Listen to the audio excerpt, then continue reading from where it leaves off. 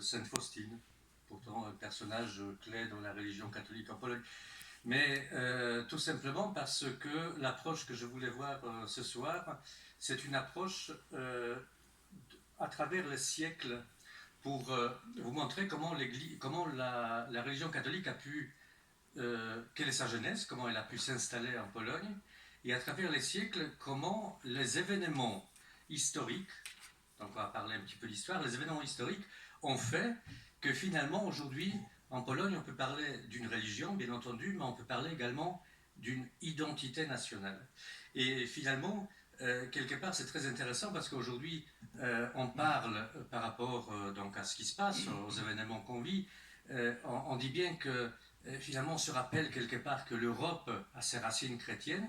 Et bien là, on a l'exemple d'un pays qui, par des concours de circonstances, des événements historiques, eh bien, il a fait de la religion catholique son identité nationale. Ce que vous voyez ici sur ce que je choisis un petit peu comme symbole, je dirais, de cette mini-conférence, c'est la Vierge noire de Częstochowa, de Montagne Claire, et vous allez comprendre pourquoi. Et vous allez comprendre pourquoi également la Vierge, parce que finalement, en Pologne, il y a ce culte marial qui est très important. Je vous rappelle juste deux choses. Je ne sais pas si vous vous souvenez de ce qu'avait choisi Jean-Paul II quand il a été élu comme ses armes, c'est ça, oui. Voilà, en fait, il y avait une croix, et sous la croix, il y avait un M, et puis totus tous, et en fait, c'était tout simple, mais il y avait la croix et le M, donc c'était Marie et totus tous, tout à toi, et puis Lech Wałęsa, Lech Walesa, n'est-ce pas, qui a toujours porté justement cette image de la Vierge Noire ici, à partir des grèves de 1980. Donc, d'abord, deux mots sur justement cette image. Alors, il y a une belle légende qui dit que ce tableau qui est à Częstochowa aurait été peint par Saint-Luc parmi les 60 tableaux qu'il a peints, et ça aurait été peint sur une planche de la table sur laquelle avait pour habitude de déjeuner la Sainte Famille. Alors, comme on dit, même si c'est pas vrai, c'est bien trouvé, donc on va garder cette légende. Mais en fait, les origines, donc, c'est Byzance. En fait, on a découvert sur ce tableau 3 couches, donc vous les voyez ici. Et en fait, la troisième couche, vous voyez les dates, donc l'image, le tableau date du XIIIe siècle, et la dernière couche, en fait, c'était la couche suite à un vol qui n'a pas été réussi en 1430, qu'on a facilement attribué à des Turcs, etc., etc. Mais en fait, c'était des nobles polonais qui voulaient voler ce tableau, tout simplement, et c'était un jeu politique. Alors, par rapport à ce tableau, donc à côté vous avez d'un côté le tableau, vous avez la montagne claire, donc à Częstochowa, là où le sanctuaire de la montagne claire, où le tableau se trouve, où il y a entre 3, 4, 5 millions de pèlerins tous les ans d'à peu près 80 pays. Et ce qu'il faut savoir, c'est qu'en 1655, la Pologne a été envahie par la Suède. Vous savez que la Pologne a été envahie un petit peu par tout le monde, en fait, tout du moins par tous ses voisins. Et la reconquête du pays est partie de la montagne claire, de Częstochowa. Donc on attribue ce miracle, on va dire, de la reconquête, parce qu'on appelait ça le déluge, tellement les Suédois avaient occupé le pays. Suite à quoi le roi polonais donc, de l'époque déclare la Vierge reine de Pologne, et il y a un couronnement ensuite qui a lieu en 1717, et il faut savoir c'est que c'est un premier couronnement hors Rome qui est fait sur un décret du Vatican. On va parler également de 1683 où le roi polonais Sobieski arrête les Turcs à Vienne. Il est allé d'abord prier à Częstochowa. Et en 1920, le miracle de la Vistule, on verra que ce n'est pas un miracle, mais on verra que ça lui est attribué également. Et puis des choses qu'on peut trouver, des choses magnifiques qu'on peut trouver donc à Yasnagura, la montagne claire. C'est la ceinture blanche du pape Jean-Paul II après l'attentat de 1981. Il a déposé à Częstochowa, et puis Lech Walesa a déposé les insignes de son prix Nobel également en 1983 là-bas. Et puis il y avait le JMJ qui, je crois que Père Dubois y était tout à fait en 1991. Alors, oui. Alors, tout d'abord, on a eu quelques soucis techniques, donc il n'y a pas de titres, mais c'est pas grave. Je vais vous dire, je pense qu'il faut commencer par quelque chose de très important. C'est que les Polonais, au début, c'était des païens. Et il y a très peu de choses sur la mythologie slave, et surtout sur la mythologie slave polonaise. Alors, celui que vous voyez ici, c'est un dieu que les Polonais de l'époque, donc on parle du Xe siècle, vénéraient, qui s'appelait Światowit. Światowit, en fait, c'est celui qui voit tout autour. Hein, si vous regardez bien, il a 4 visages, etc. Mais c'est un des dieux qu'on sait qu'il existait, qui était vénéré. On a sur une montagne qui s'appelle Ślęża, on a découvert voilà, des endroits où c'était des endroits saints pour les païens. Et puis, bon, rien de nouveau, le soleil a été vénéré. Ce qui est intéressant, vous voyez, donc ça c'est la croix du soleil. D'ailleurs, les premiers chrétiens ont appelé Jésus Sol Verus, Sol Salutus. Enfin, c'était également faire un rapport avec ce soleil-là. Mais ce qui est intéressant, c'est que le soleil, finalement, c'est pas grand-chose sur la mythologie, tout simplement parce que la religion catholique a, on va dire, tout simplement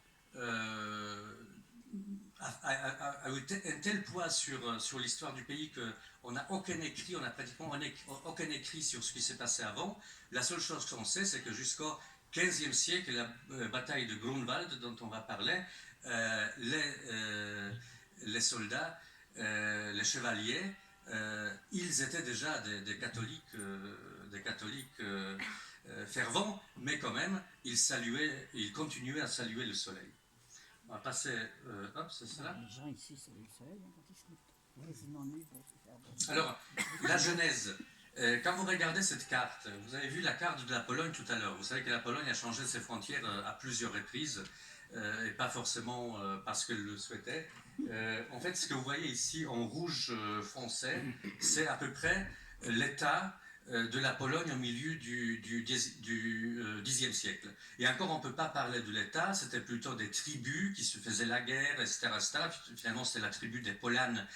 Polan, ça vient de pole, le champ. En fait, c'était la tribu qui habitait les champs et qui cultivait les champs, d'où le nom Polska, Pologne, ça vient du champ. Qui s'était imposé.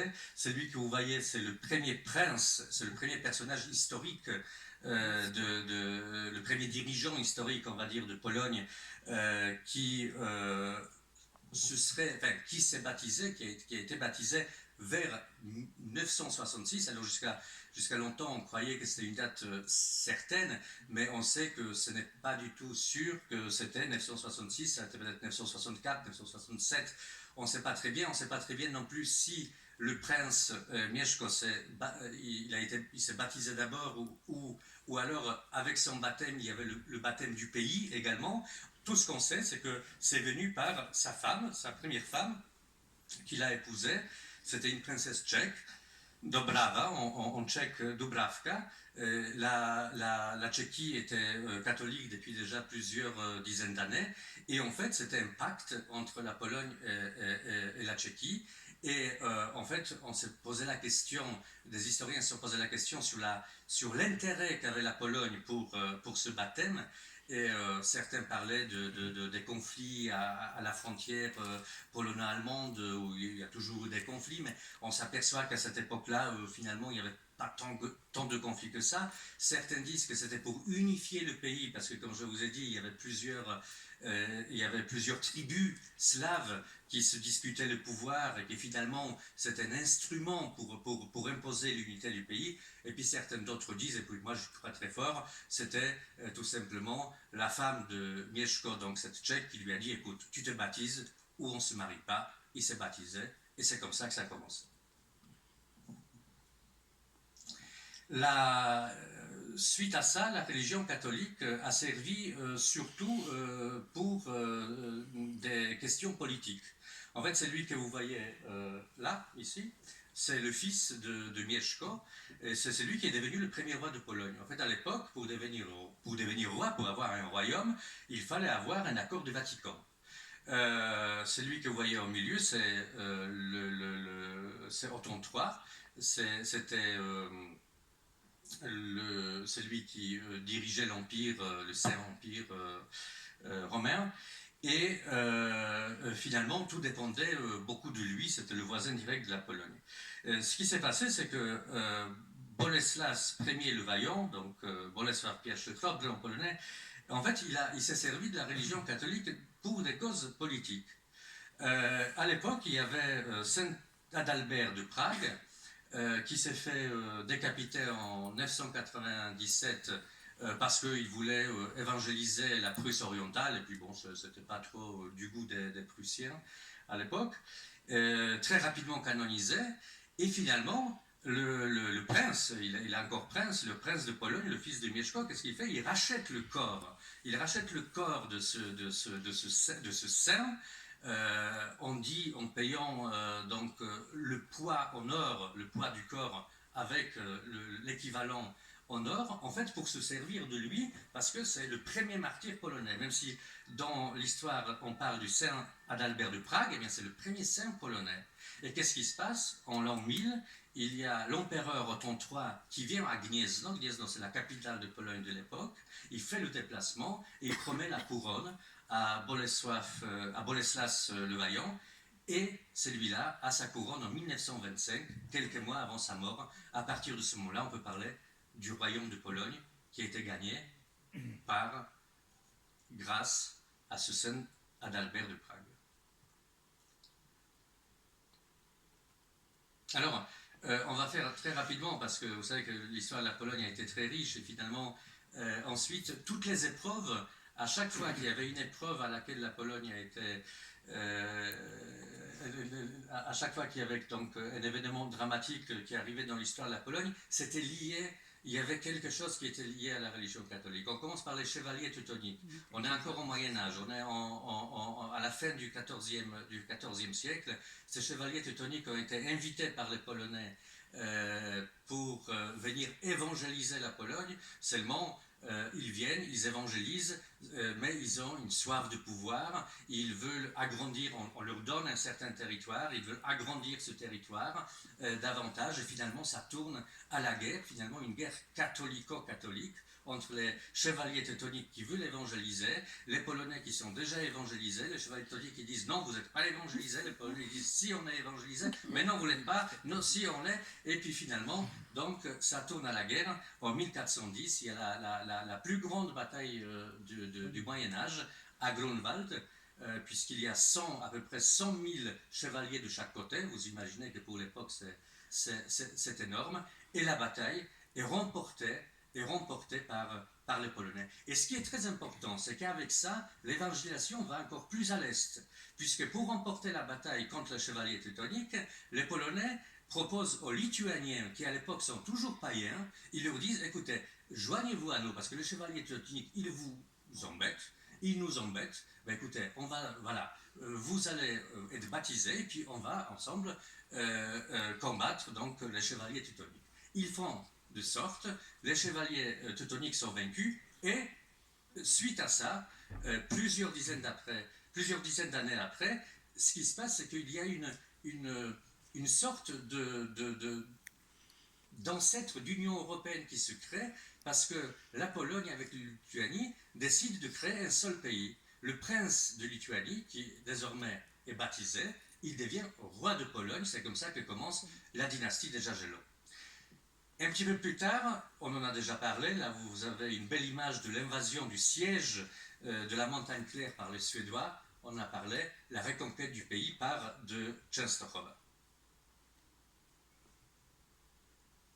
Nous allons parler des épreuves, mais il y a une chose très importante à dire. Ici, vous voyez un petit peu le camembert qui vous montre les différentes nationalités au niveau du royaume de Pologne, qui à l'époque fait pratiquement 1 million de kilomètres carrés, aujourd'hui un tiers. Hein. Vous voyez que les Polonais, là, ne représentent que 40%. Les autres, vous voyez les Russes 20%, les Lituaniens 13%, les Allemands 10%, les Juifs 5% et les autres 12%. Et parmi les autres, il y a par exemple les Tartares. Les Tartares qui ont envahi la Pologne et qui viennent ensuite s'installer en Pologne. La Pologne, pourtant catholique, leur construit des mosquées. Et puis ainsi, jusqu'à aujourd'hui, vous pouvez visiter des villages en Pologne où il y a, même avant la Deuxième Guerre mondiale, il y avait 4 religions dans un village qui vivaient ensemble, les orthodoxes, les catholiques, les juifs et les musulmans, comme quoi c'est possible, mais vous allez voir que les choses ont bien changé d'ici là. Nous continuons donc sur des épreuves historiques, on le fait très vite. Le roi Jean III Sobieski qui arrête les Turcs à Vienne en 1683, bien sûr c'est dans son intérêt parce que Vienne risque de tomber, c'est la dernière invasion ottomane, et puis il arrive avec ses armées à Vienne. Il arrête une petite anecdote sur cette bataille. Avant la bataille, dont la tête des armées, il y avait plusieurs armées, mais la tête, c'est Jean III Sobieski qui la prend. Il reçoit les Ottomans qui lui amènent 2 sacs avec des graines de pivot et ils lui disent on est autant qu'il y a de graines de pavot dans ces sacs-là. Et le roi Sobieski leur tend la main, il ouvre la main, et puis sur la main, dans sa main, il y a 3 graines de poivre. Il dit, ben, nous, on n'a que ça, mais essayez de mordre dedans. Et finalement, donc, ils ne réussissent pas. La dernière invasion ottomane est arrêtée par un roi polonais. Mais Vienne n'est pas très reconnaissant, puisque même pas un siècle plus tard, dès 1772, ce que vous voyez ici commence les partages de Pologne. Alors ce que vous voyez sur les couleurs vertes, ce sont les 3 phases de partage par la Russie, Catherine II, etc. De côté occidental, en bleu, vous avez le partage prussienne, et en rouge, les partages de l'Empire austro-hongrois. Finalement, en 1795, la Pologne disparaît de la carte de l'Europe pour retrouver son indépendance qu'à la fin de la Première Guerre mondiale en 1918. Et c'est une chose très importante parce que si, au bout de 123 ans, et vous imaginez bien que la longévité de vie était bien plus courte qu'aujourd'hui, donc ça fait, aujourd'hui on dirait 5 générations, c'était plus que 5 générations, au bout de tout ce temps-là, avec un pays qui a disparu, avec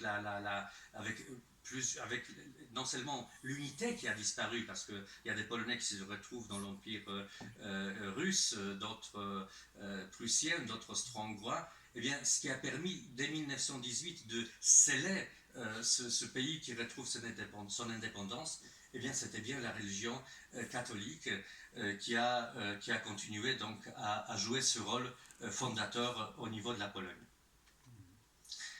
Nous avons ensuite 1920, là vous avez un très beau personnage, le maréchal Piłsudski, qui le 15 août 1920 arrête les soviétiques à Varsovie. Les soviétiques foncent sur l'Europe de l'Ouest, on est 3 ans après la révolution d'octobre.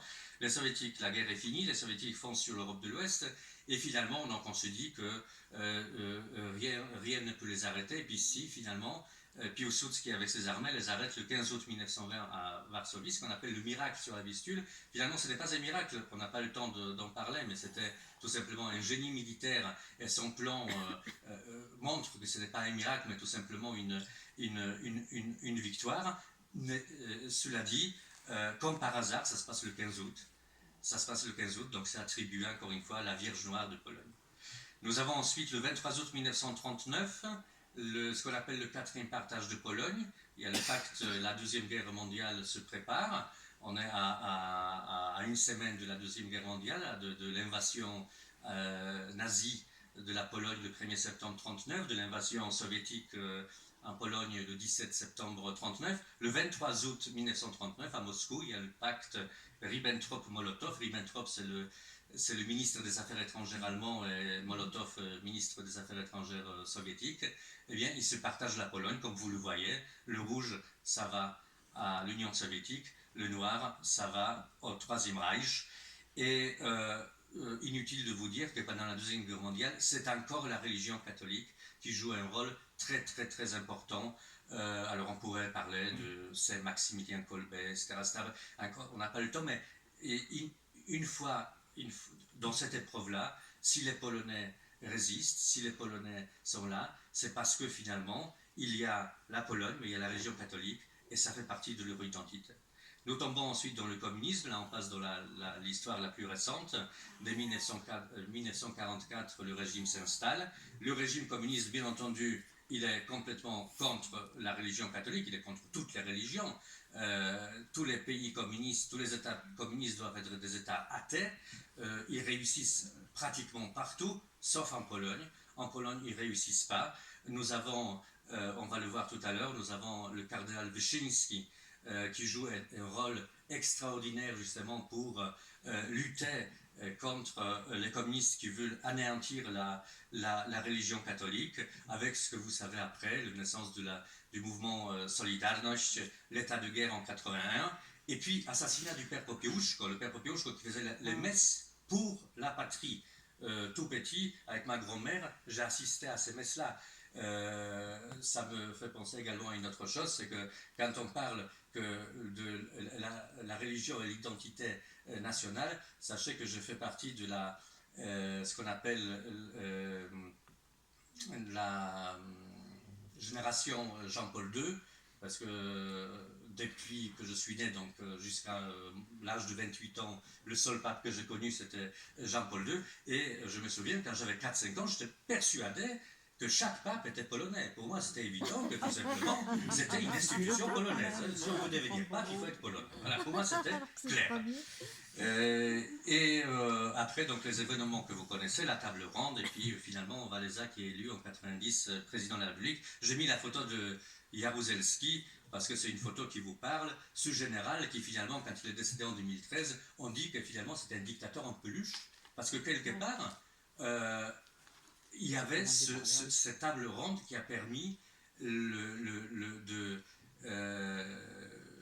faire tomber le communisme, on ne va pas dire sans couler le sang, mais sans faire couler beaucoup de sang. C'était relativement calme. Alors, le rôle, à l'époque, il y avait 2 cardinaux en Pologne. Il y avait Wyszynski, que vous voyez ici, et puis Wojtyła, que vous voyez à côté de lui. Wyszynski était de 1901, Wojtyła de 1920. Pour Wojtyła, Wyszynski était un père. Vous voyez ces 2 cardinaux, en fait, qui avaient Wyszynski était emprisonné à plusieurs reprises, et finalement, qui représentaient cet espoir, encore une fois lié à la religion catholique, contre les communistes, pour combattre les communistes. Donc, ils ont combattu les Suédois, ils ont combattu les nazis, maintenant, mais il y a toujours, l'ennemi change, mais il y a toujours la religion catholique qui reste. La photo au centre que vous voyez, c'est la construction de l'église de Nowa Huta. Nowa Huta, c'est un quartier de Cracovie, où maintenant, avant c'était une ville séparée, où les communistes voulaient faire une ville exemplaire. Ils voulaient faire une ville d'ouvriers sans église. Voilà. Là, ils ont dit, bon, il y en a marre, partout ailleurs, vous avez des églises. Ici, voilà, il n'y aura pas d'église. Et bien, les Polonais, ils ont dit, non, une ville en Pologne sans église, c'est pas possible. Ils ont mis une croix. En 1960, la milice politique a voulu enlever la croix. Il y avait une résistance. En 1964, il y a Wojtyła qui devient archevêque de Cracovie. Et dès lors, il décide la construction d'une église à Nova Huta. Elle est construite de 1967 à 1977. Finalement, ils auront gain de cause. Là, vous voyez un petit peu la milice qui n'est pas très contente. Hein. Vous voyez, là, ils sont en train de construire l'église. La milice elle n'est pas très satisfaite. Et finalement, ils construisent cette église. Donc, quelque part, c'est une preuve que si on a un petit peu de courage, si on a un petit peu d'audace, même sans beaucoup d'argent, parce qu'ils n'avaient pas d'argent à l'époque, on peut construire une église. Et le 16 octobre, bien entendu, l'élection de Jean-Paul II. Hein, donc là, vous voyez une très belle image, parce que vous avez le cardinal Wyszynski, qui, vous savez, il y a tous les évêques qui s'approchent pour baiser la main du pape, et puis Jean-Paul II qui le relève, parce qu'il le considère comme son père spirituel, il le relève, il ne veut pas que... Et donc il y avait cette accolade qui est absolument magnifique, et Wyszynski qui va d'ailleurs décéder 3 ans plus tard, tout en ayant la chance, en fait, tout en pouvant organiser la première visite du pape Jean-Paul II en Pologne.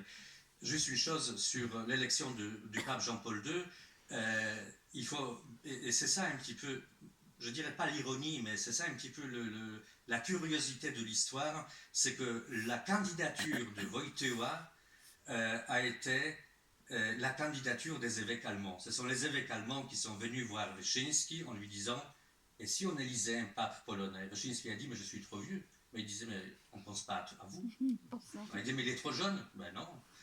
Et finalement, c'est comme ça que Jean-Paul II devient... que Karol Wojtyła devient Jean-Paul II. Est-ce qu'on peut mettre, Hélène, le premier film avant ça? Non, attends, sur Jean-Paul II, non, juste le diapositive sur Jean-Paul II, parce que je voulais, voilà, je me suis trompé, voilà, c'est celui-là, sur Jean-Paul II. Regardez, c'est ça. On ne le voit pas? On le voit pas. Ça y est, ça y est. D'accord. Là, vous voyez l'arrivée de Jean-Paul II en 1979, première visite en Pologne en tant que pape Jean-Paul II. Il a eu lieu en 1978, juin 1979, il arrive. Et le 2 juin, et vous allez voir, ça dure quelques secondes, vous allez voir, vous allez l'entendre en polonais. Parce qu'il faut voir, à l'époque c'est un jeune homme, il a 59 ans, il est en pleine forme, il arrive et il dit quelque chose, et c'est une date à partir de laquelle le communisme est condamné. Ça va durer encore quelques années, mais regardez ce qu'il dit. Il dit « J'appelle, en tant que fils de la terre polonaise, mais aussi en tant que Jean-Paul II, le pape, j'appelle de toute la profondeur de ce millénaire, j'appelle en cette veille de l'Ascension, c'est pas l'Ascension, c'est Pentecôte, de Pentecôte, j'appelle avec vous tous que ton esprit descende et rénove le visage de la terre, de cette terre. Et quand il dit de cette terre, on sait très bien qu'il s'agit de cette terre de la Pologne. Tu peux montrer le film, s'il te plaît, fais-le. Écoutez-le en polonais. Le 2 juin 1979. Non, c'est l'autre. Ah bon? Ah oui, d'accord. C'est bien celui-là, non? C'est bien celui-là. On n'a pas la voix? Si, on reconnaît pas.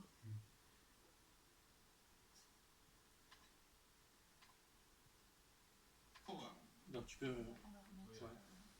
Ouais, non, mais c'est bon, c'est bon. Jan Paweł II papież. Wołam.